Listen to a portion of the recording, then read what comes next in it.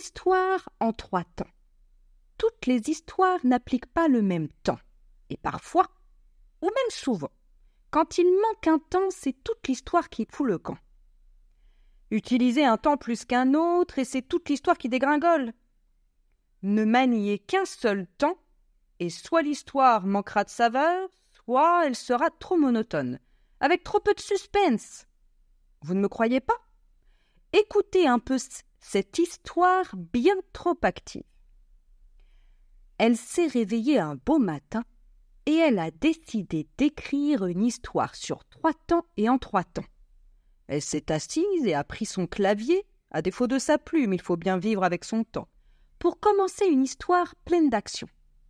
Après un cumul d'événements passés, elle s'est arrêtée pour prendre une pause.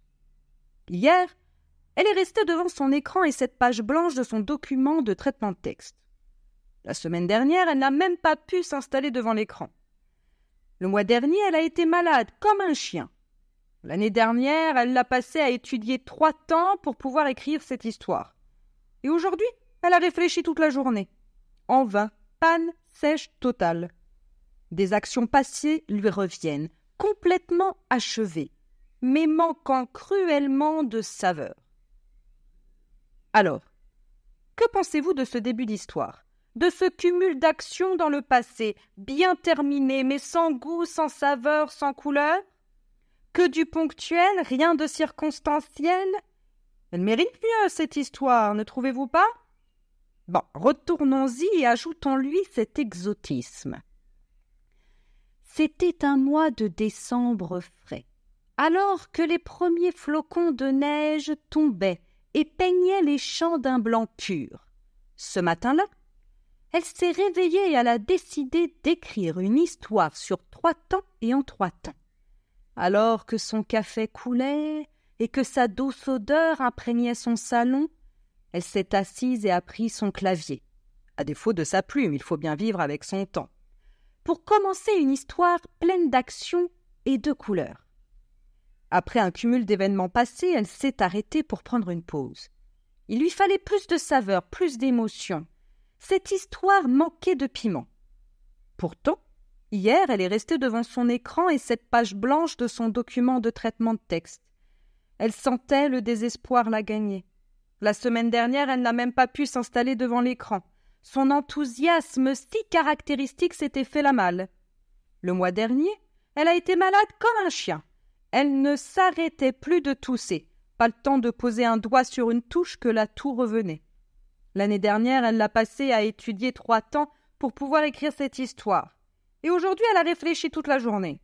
Une réflexion qui finissait par payer, puisque les doigts couraient sur le clavier pressés de transformer ses couleurs et ses saveurs en mots et en verbes, quand bien même ils apparaissaient imparfaits pour l'instant. Alors, qu'en pensez-vous maintenant? Avez-vous réussi à créer une image plus précise de l'environnement de ce personnage et à vous faire une idée de ce qu'elle ressent des circonstances des actions? Oui, j'en suis ravie. Mais savez-vous pourquoi? Voyez-vous où je veux en venir avec tout ça? Dans la première histoire, il n'y a pas de description, de cas, d'émotions, de circonstances, aucune habitude n'est évoquée. Bref, elle n'est composée que d'actions passées complètement terminées, donc tous les verbes sont conjugués au passé composé. Des mots-clés, vous mettez la puce à l'oreille. Hier, la semaine dernière, le mois dernier, l'année dernière. Ajoutez à ceci tout à coup, soudain, brusquement. Tandis que la deuxième version de cette histoire est agrémentée de descriptions et de circonstances qui posent un cadre, comme le cadre d'un tableau aux actions. En effet, j'y ai ajouté de l'imparfait. Considérez qu'une histoire écrite avec seulement du passé composé ne pourra pas être dessinée. Il vous manquera le décor. Joignez les 2 temps et votre imaginaire vous emportera dans un autre monde. Vous avez aussi la possibilité de voir le passé composé comme le déroulement d'un film, une suite d'actions, et l'imparfait comme le temps qui permet de développer les actions. Le passé composé possède un début et une fin, alors que l'imparfait s'étend sur une durée indéfinie. Avec l'imparfait, l'action ne s'est pas terminée dans le passé. Par contre, elle peut être interrompue. Par le passé composé, justement. L'imparfait se marie très bien avec des expressions telles que avant, quand, ou encore à cette époque-là, pendant que. Cependant, il peut marquer l'existence d'un fait dans le passé. Il y a un siècle, le français était compliqué. Cette complexité existait il y a un siècle. Et bien évidemment, puisque le français a toujours été compliqué. Et dans cette deuxième phrase, je n'insiste pas sur l'existence de cette complexité, mais sur le fait dans le passé. Si vous voulez jouer un peu plus, faites-vous plaisir en marquant soit la situation mentale, soit la prise de conscience de ceux qui vous écoutent. J'écrivais ce podcast et je pensais à vos têtes ahuries. Situation mentale, je pensais. J'écrivais ce podcast quand j'ai pensé à y ajouter quelques subtilités. Prise de conscience, j'ai pensé. J'espère que vous êtes satisfaits avec ce jeu. J'ajoute une petite règle. Pour bien comprendre ces nuances entre l'imparfait et le passé composé, les étudiants étudiaient jours et nuits. J'insiste sur la circonstance. Les étudiants ayant peu de patience, ils ont abandonné l'imparfait et le passé composé. Là, j'insiste sur la conséquence.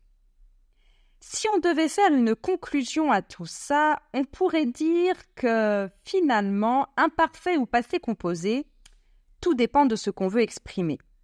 Voulez-vous donner une dimension dramatique dans un temps suspendu à votre histoire? Les élèves écoutaient, jours et nuits, ce podcast qui cumulait des détails et laissait tout le monde suspendu dans le temps. Ou préférez-vous proposer une vision plus détachée, extérieure à votre histoire? Les élèves ont écouté, jours et nuits, ce podcast qui a cumulé des détails et a laissé tout le monde suspendu dans le temps. Puisqu'il est question de temps, laissez-moi m'égarer et m'arrêter sur la durée. Si la durée est indéfinie, l'imparfait se chargera de l'exprimer. J'écrivais tous les jours pendant 5 heures. 5 heures tous les jours, mais la fin n'est pas évoquée. Si celle-ci est définie, alors le passé composé prend le relais. Tous les jours, pendant 10 ans, j'ai torturé mes élèves. Tous les jours, mais seulement sur les 10 ans évoqués.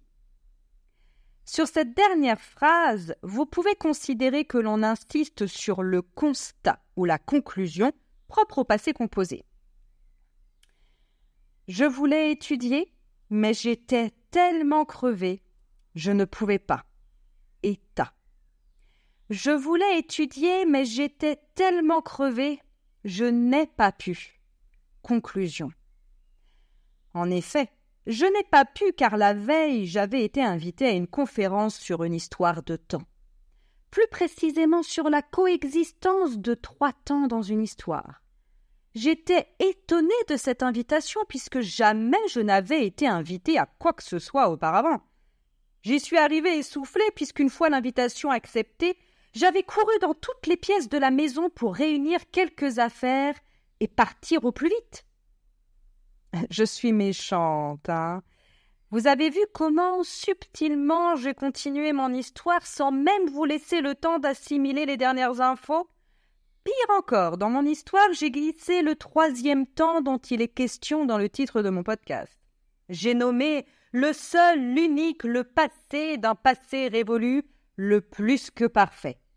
Loin d'être parfait, toujours allié à l'imparfait quand il s'agit d'antériorité, et moins souvent associé au passé composé, sauf si de petits mots malins s'immiscent dans l'histoire, tels que la veille, avant, plus tôt, précédent. Vous pensez que je ne vous en ai pas parlé avant car je l'avais oublié? Mais non, je ne l'avais pas mentionné dans mes 2 premières histoires pour y aller mollo, progressif, pour vous cajoler, quoi. Parce que, honnêtement, on ne l'utilise pas tous les jours. Par contre, si vous tenez à marquer l'avant, le pendant et l'après de votre histoire, n'hésitez pas.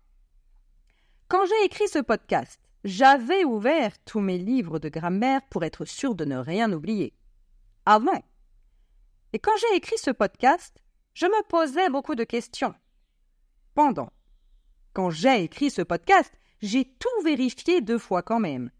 Après. Si vous utilisez le plus que parfait avec du passé composé pour marquer l'antériorité de cette action, cela veut dire que celle-ci est révolue, complètement terminée, sans conséquence sur le présent. Mais si l'événement antérieur a encore un impact sur le présent, vous utiliserez le passé composé pour marquer l'antériorité. Mes élèves ont perdu patience car ils ont écouté ce podcast.